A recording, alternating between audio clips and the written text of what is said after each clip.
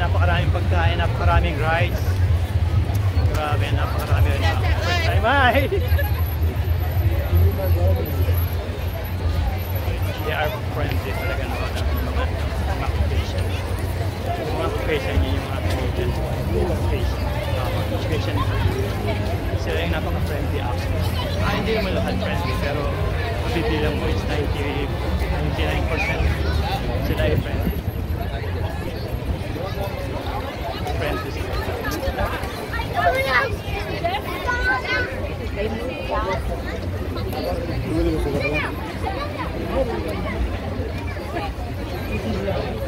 Dito ang dami din guys. Yan guys.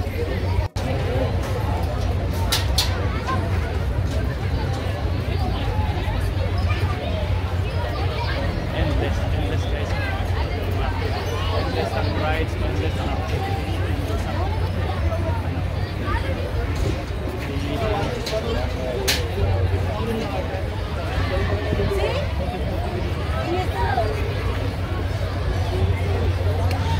Ayan, ang entrance guys ay 20 bucks.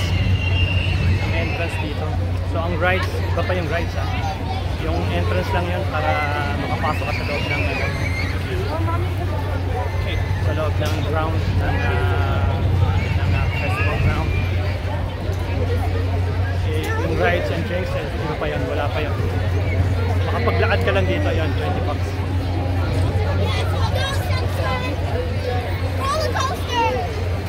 Ito yung ano, bumper car.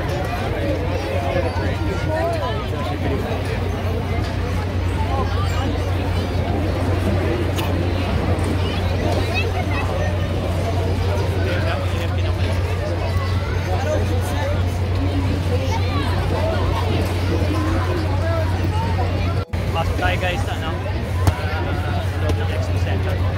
Tingnan natin kung ano meron tayo. Basically ito na lahat eh. Napakarami ang rides. Endless yung rides. So, pambata, pang adult.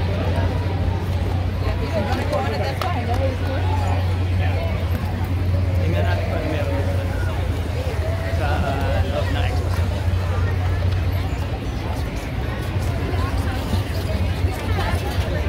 Sorry. Oh yeah.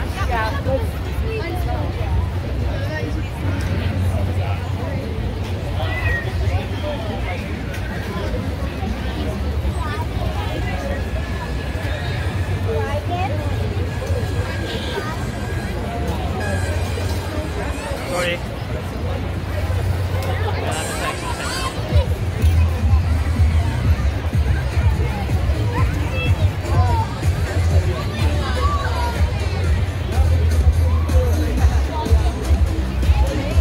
Ito kasi ang Expo Center. Tingnan ito. Yung Expo Center. Expo Center now.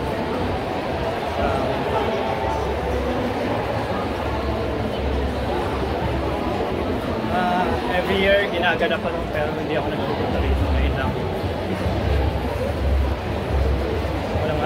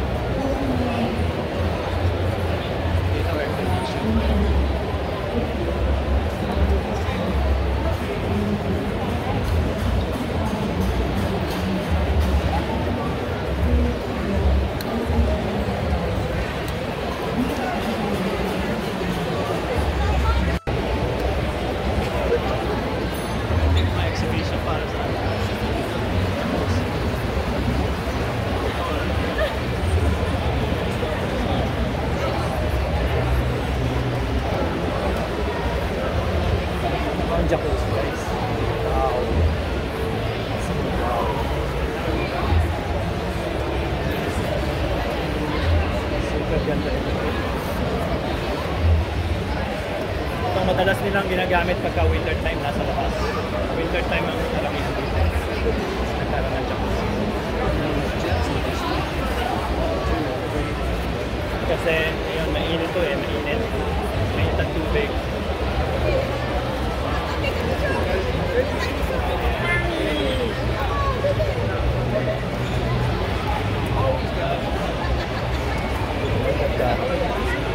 State of the art. Oh, sorry.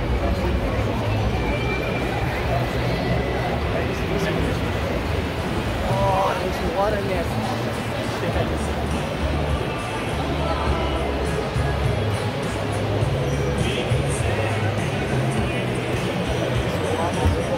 Here's the one I like.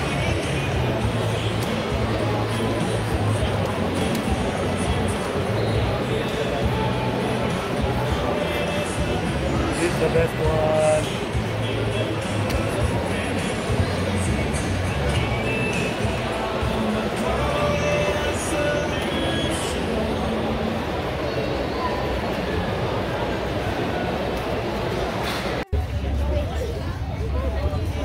Yeah, here's it guys.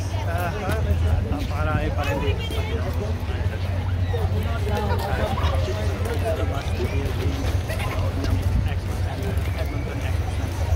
Palabas ng exercise. Ayan, K-Days. Kahit saan pa.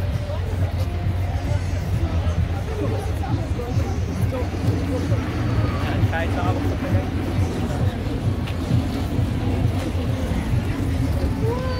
Say hi, buddy. Say hi. He said, say hi. Say hi. Say hi. That's awesome. There you go. Nice guys. You guys are awesome. Thank you.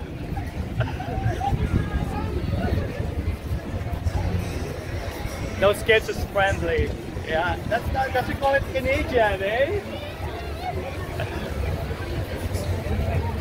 There you go, guys. A lot of people.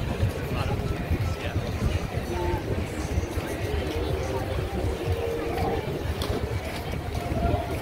Kahit saan.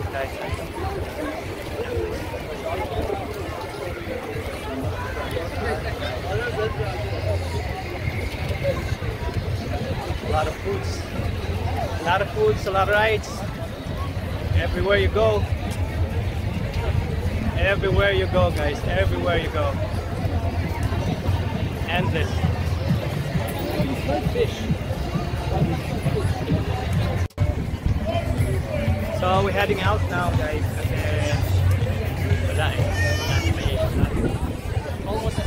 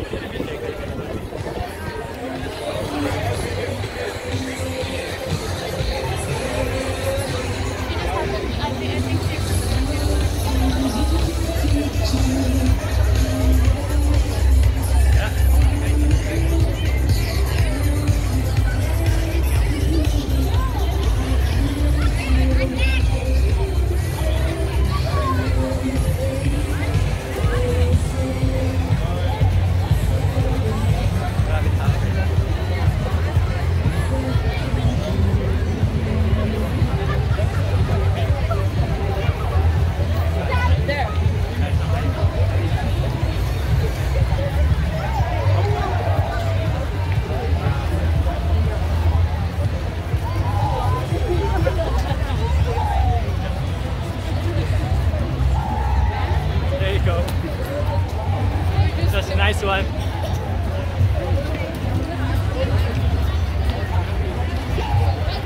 Sorry. There you go.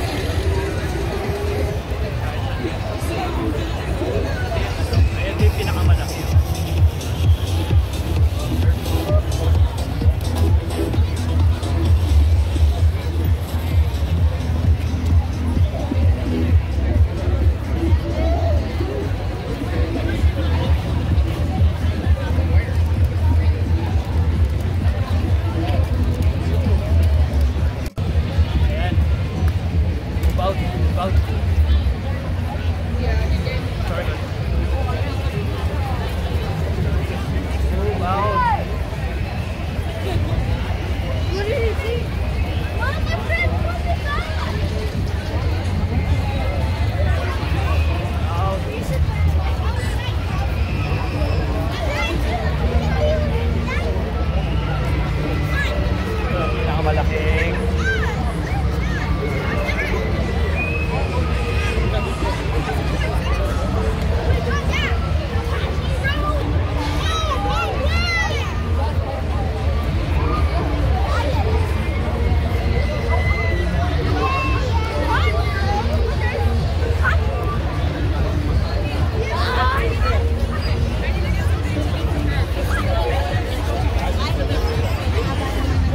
ito yung ano, nagka-drop.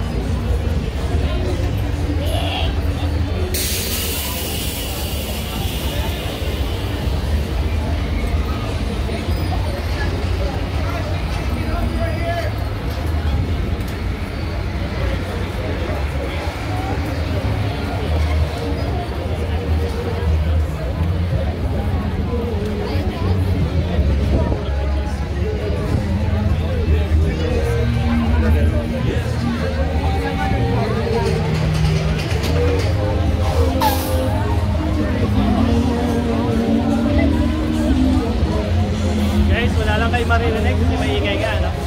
Panoorin nyo na lang, mag-enjoy na lang kayo.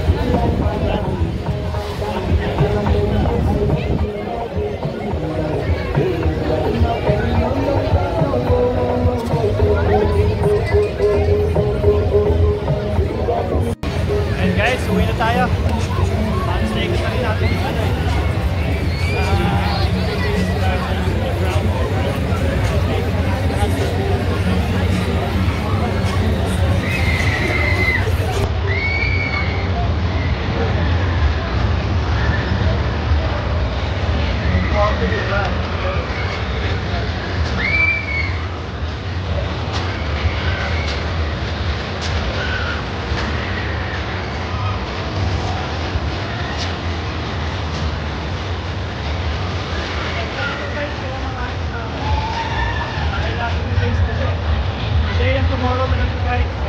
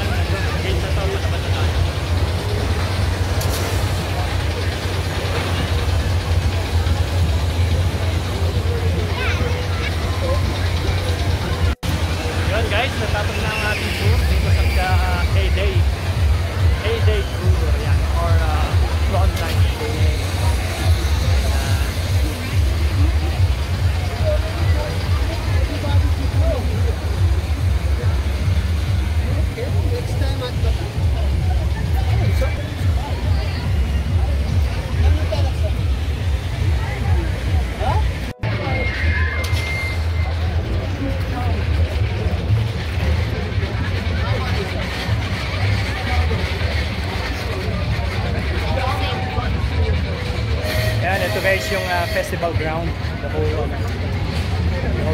festivities, the whole ground. Yan guys, natapos ang ating tour sa K-Days tour. Yan. Nakadalawang oras din yata tayo, isa't oras at kalahati. Napakaraming kaganapan guys, pero hindi na natin halos may concert na and fireworks later. Ayun. May pupuntahan pa tayo guys, kaya kailangan ko guys. Sana guys, nag-enjoy kayo sa video natin. Hindi pa lang kung nagkunan natin ng maganda. Pero hopefully nakuha natin.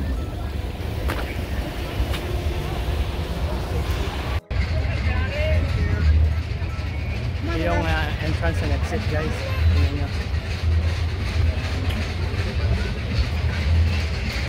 Dito tayo nag-park sa Bandaron. Tingnan natin guys kung ano nangyari sa ating parking.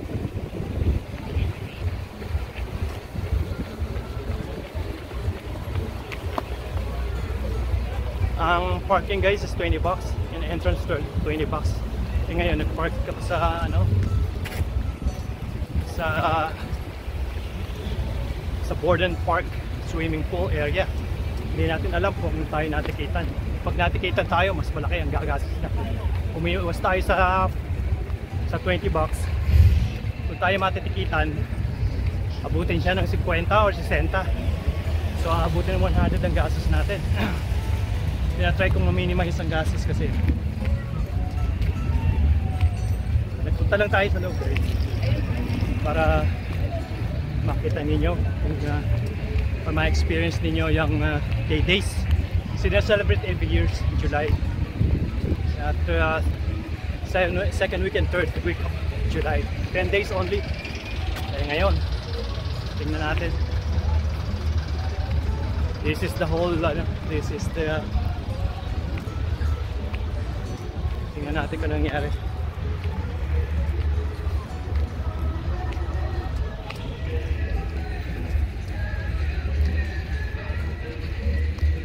Napakaraming pwedeng gawin dito.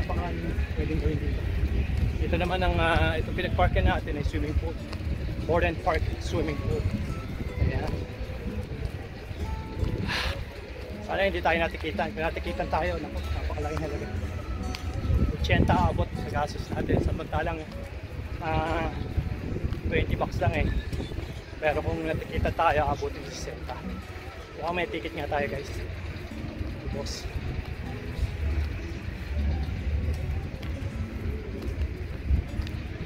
Natikitan nga tayo guys. Oh my god. Oh thank you. No ticket guys, no ticket. Kailangan natikitan tayo. Oh my god. Oh my god, kailangan natikitan tayo guys. Napakalaking halaga nun guys, kung natikitan tayo. Natikitan tayo, abutin ng 60 ang isang ticket lang. Depende yon. Grabe. Natikita na ako dito once. Unang attend ko, 7 years ago. Unang attend ko dito kasi ayokong gumastos ng entrance plus yung parking, abutin ng 60. Kasi back then napakamahal eh. Buti nga ngayon na minimize. Ayun ang iingatan natin. Buti hindi tayo natikitan. Kabako ah. Meron kasi nagre-reflect na wala ako, may ticket na eh. Sabi ko nang babayad sa ticket at violation.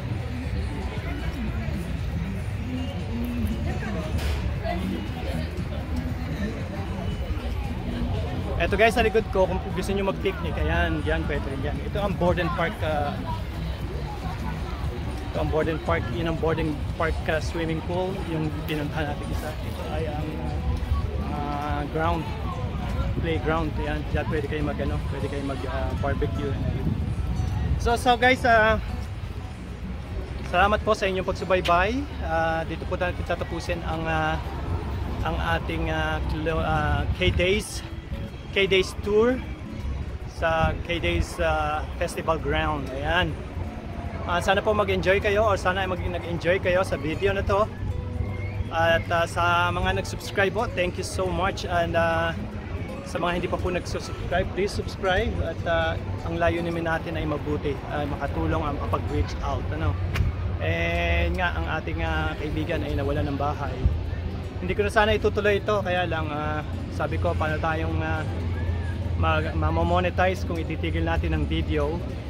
Alam ko ang nawalan siya ng bahay, guys. Maraming nawalan ng bahay at nasalanta ng flood, pero ano ba ang gagawin natin, guys? Hindi ba mag-reach out? So na, guys, ang aking sinasabi, ang aking apila, sana tayo magka-isa-isa mga vloggers sa Pilipinas at Filipino vloggers abroad and dyan sa Pilipinas. Sana magkaisa-isa tayo, kahit isang piso lang, guys. Would you imagine isang piso lang o piso lang sa isang vloggers? Napakadami. Ilang vloggers ang meron sa buong Pilipinas, ano? Sana dumating yung araw na tayo magkaroon ng association, no? Or Filipino vloggers in the Philippines, or Filipino Vloggers Association, no? Yan ang aking dreams. Crazy dreams, craziest dreams ever. Yun. Who knows, di ba? Baka mangyari yun, hindi natin alam. Sana nga mangyari ang ating dreams.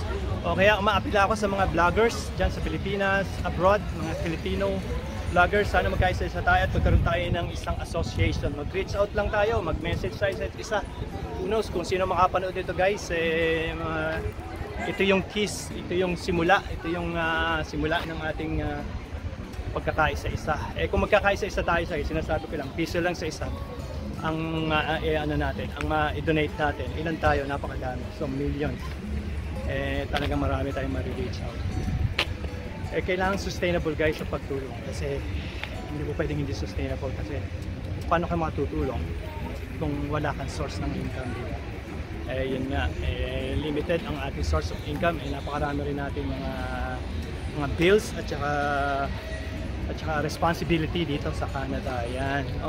So guys, once again, sa mga Filipino vloggers dyan at saka Filipino vloggers abroad, sana po one day magkaroon tayo ng Filipino Vloggers Association. Ayan, para tayo makapag-reach out.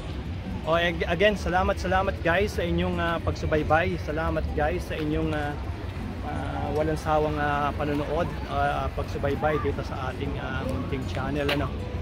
Please guys, subscribe. Ang hindi pa nakaka-subscribe, gawin na po.